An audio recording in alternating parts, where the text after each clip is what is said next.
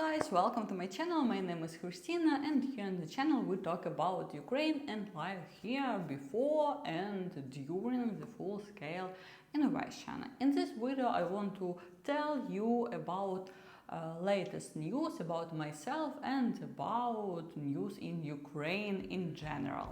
So let's start.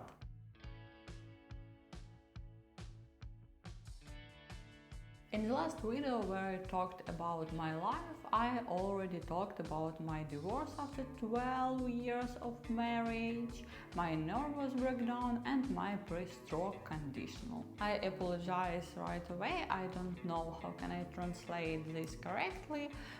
In Ukrainian it's перед инсультный стан. I think it's something like stroke. So if you know, write in the comments please, because after I will check it. But I think you understand what I mean. I also talked about leaving Ukraine first time during last years, because as you know, all the times in the beginning of the full-scale invasion I was in Ukraine with my family and now I'm also here. I also posted a video when I talked how my family and me suffered, how we buried a loved one, also about the destroyed of my office, of my village. In Ukraine we call it dacha. If you are interested, I will leave the link below this video in the description. So I was away from Ukraine about 2 weeks and I just was on the road for 5 days. After all, airplanes don't fly in Ukraine, only military helicopters, missiles and checkers fly. So what has changed recently? Well, first and foremost, my emotional and psychical addiction is better now. I think it's began to improve. But the consequences are still there and they are strong. Emotionally, of course, this is a long and difficult process that continues. But if we talk about the past, I have moved to a new place and Bonik and I live together again. Actually, we were separated about 4 months. And you won't believe in it, Bonik lost his weight.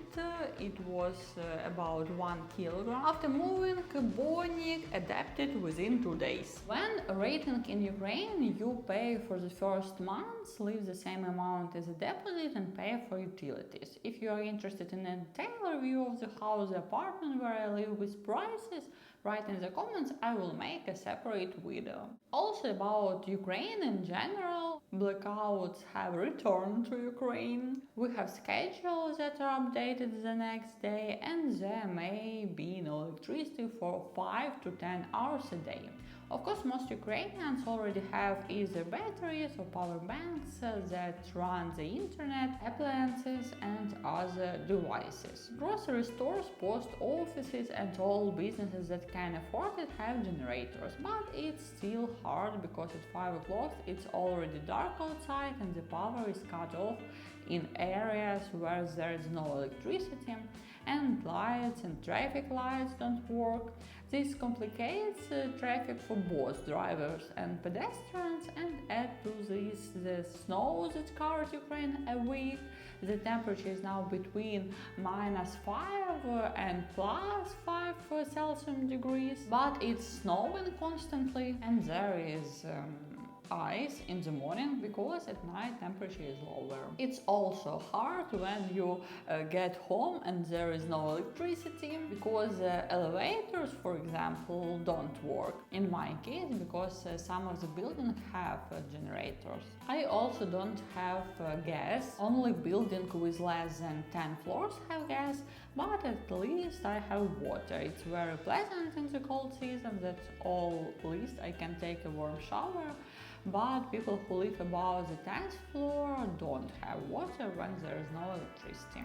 The heating season also has started in Ukraine, but the heat is turned off along with the electricity, so many houses, especially old ones, are quite cold. I'm lucky in this regard because I live in a new building, and my apartment located between two other apartments. So in my flat it's so warm, quite warm, without electricity and heating. Also now I don't have a car, and it's really difficult for me, to be honest, because it's first of all it's really unusual for me. That's why I spend most of my time at home and work from home as well.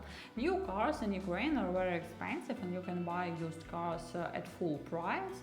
Leasing in Ukraine doesn't exist in the usual sense, and car loans in Ukraine are very unprofitable, and overpayment will be up to 50%.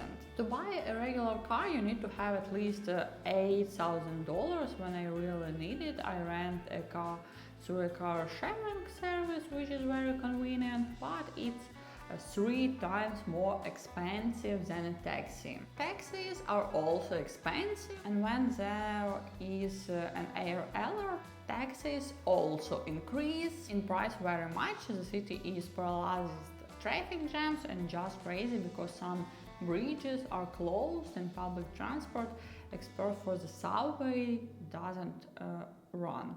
And the subway only goes through stations that are located in the underground. The subway doesn't go through bridges or open area, and so the available options are cars, scooters or car sharing in the new center. In fact, the moment when you are on the middle, for example in the center of the KYIV or other cities, and you have to go to home, it's really difficult and it's really scary, because first of all you don't know where is the nearest shelters. They are still not functionally properly, some are closed and some are even dangerous in terms of technical conditional. However, everyone knows where the nearest shelter are near their homes or work. So when you get stuck in the city somewhere along the road, hear explosions or see rockets overhead and don't know where to run, it's just horrible. Yes, unfortunately recently the rocket attacks have become more frequent again. There are arrivals in residential buildings, someone is constantly dying, and whole families, and the worst thing is that all this has been going on for almost 3 years. In fact, when the air raid alert starts, the missiles threat, and you hear massive explosions, which can be a crazy number of them in a row, plus the sounds of air defense, and when you realize that something has been hit, you feel as if everyone has been brought out to be shot, and you're lucky because today it's not you or your family.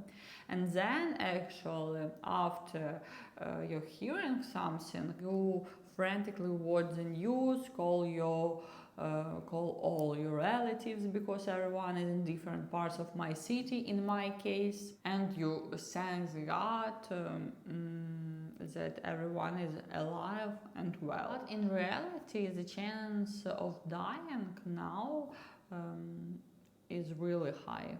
Although it seems that it's not, but if you count, a lot of our friends have been killed, at least 5, 6, 7 people. For example, my friend's mother was killed by a rocket months ago, so it's like this. But face in life every day, continue to live every day with the belief that it's not forever, helps not to go crazy. Also, recent studies say that there is not a single Ukrainian in Ukraine who has stayed here since the beginning of the full-scale war and who has a healthy nervous system. And if we add that people also have other problems in their lives besides the war that accompany us throughout our lives, I think this is true. So now we're living like that. Thanks for watching, thanks for your support. Actually, you can support me and my family and my channel more. I will leave the link in the description to this video. And again, thanks for watching. See you on the next videos of the channel. Bye!